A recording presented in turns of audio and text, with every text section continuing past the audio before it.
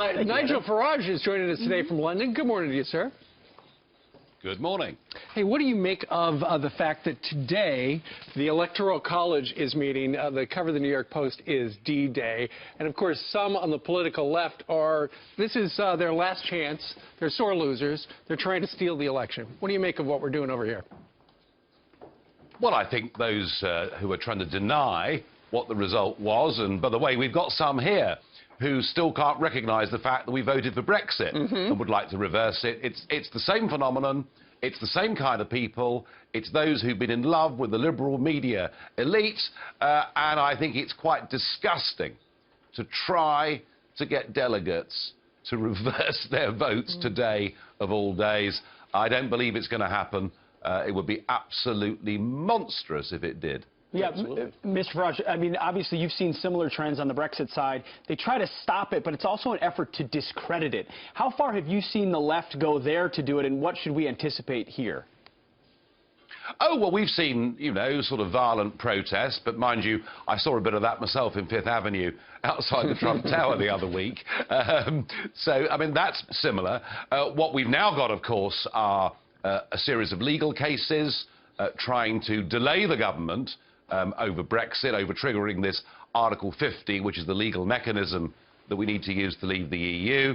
And we even had a left-wing member of Parliament claim that maybe Russian hacking was why we all voted for Brexit. So it's the same.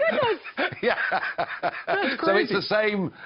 Yeah, it's the same miserable list of excuses from people who've had it all their own way for far too long. I'm sure that things today will go just fine. Mr. Farage, I'm struck by this. When President Obama was first elected in 2008, one of the early things that he did is he went on this apology tour. He went on a couple of them. He went to many countries across the world apologizing for the things that he said that America had done wrong.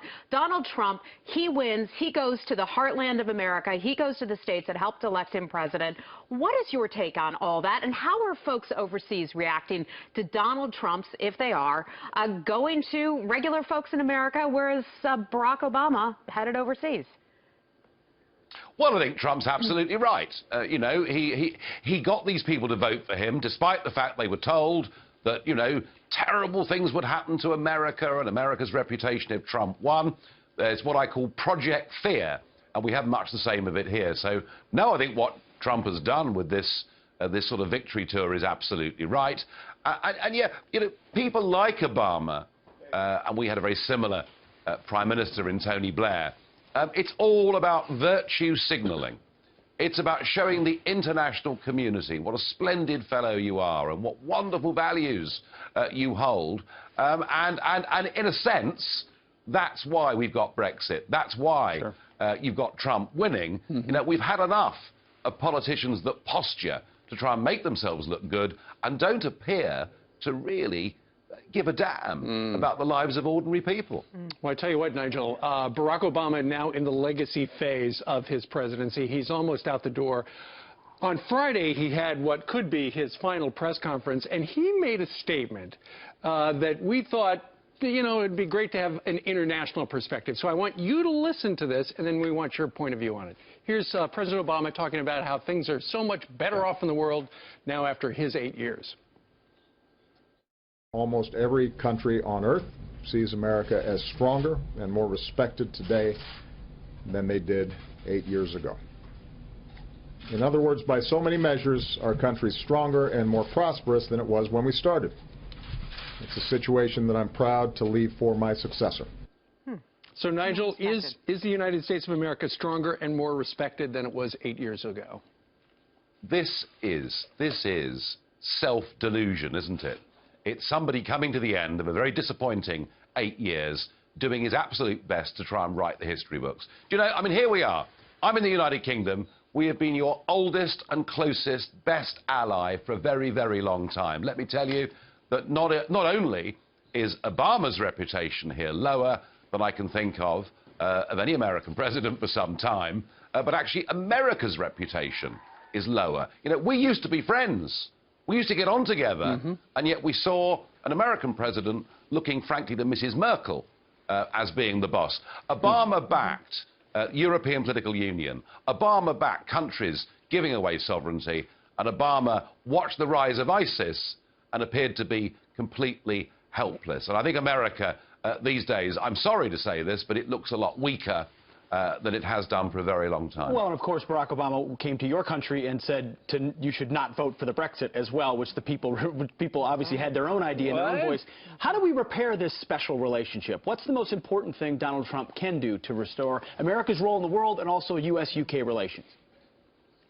Well, I've noticed that the British media, who were almost universally against Trump, and indeed almost everybody in politics in Britain, apart from me, was against Trump, but I've noticed that things are changing. What is clear is that Donald Trump and many people around him do value the relationship that we've had together. You know, just think of the triumphs and tragedies that we've shared together over 100 years. Just think of the fact that without Britain and America, you know, liberty, democracy would have died completely in Europe and possibly much of the rest of the world. And I think the signals are clear that a Trump administration wants to have a proper trade deal with an equal partner in the United Kingdom. I think that matters. And I also think we need to recognise that NATO, yeah, it may need redefining, but we've got to get people to start paying their way. And I think Britain and America can work closely together on that project. And let me tell you, I am really genuinely excited about the prospects for both of us now. Well, you've been meeting with Mr. Trump. You know, I would like to know which countries Barack Obama views us as being more respected by. Certainly not China. Swiping our drones. Iran harassing our sailors. We get the same stuff happening from Russia, exactly. Cuba. So, which important ones value Cuba, us more? Yeah, oh, Cuba. Good point. Yeah, I mean, look, you know, Barack Obama is popular with all the countries that he's been weak and that he's appeased. But around the rest of the world, America's standing is poor. And as I say, you know, it is during the course of this 8 years that we've seen ISIS come to prominence. And I've not heard a single word from this president about how to deal with ISIS externally, and certainly how to protect America better from people who might be ISIS agents. And I think a lot of people did vote for Trump because they thought, you know what? You know, we may not agree with everything this man says, but he does at least appear to want to make America a safer place. And I think that really matters to voters. And real quickly, before you go, exit question. Our chief diplomat, talking about the relations between the United Kingdom and the US of A, our chief diplomat, it looks like it's going to be Rex Tillerson, former CEO of, soon-to-be, of ExxonMobil. You know, so much has been made of the fact he was never in Washington, he was a businessman, he's friends with Putin. What do you think about this guy as a pick? Well, Trump said he wanted to drain the swamp, by which he meant he did not want career politicians, you know, who cared more about their own future than the well-being of the country to keep running everything. I think it's inspired to bring people in, you know, whether they've been senior in the military or senior in business. The fact they've not been in Washington, the fact they're not part of the political class, I think it's an absolute breath of fresh air. And as far as Putin's concerned, look, none of us would agree with the things that Putin does in many ways, but we have to ask ourselves a question.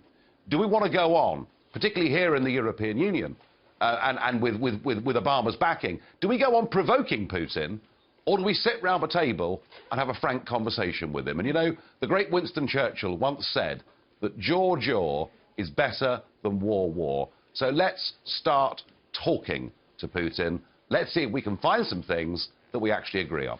There you go. All right. Nigel Farage joining us today from London, where it's lunchtime at breakfast time here in the United States. Nigel, thank you very much. Thank you, sir. Thank you. Appreciate it. Thank you.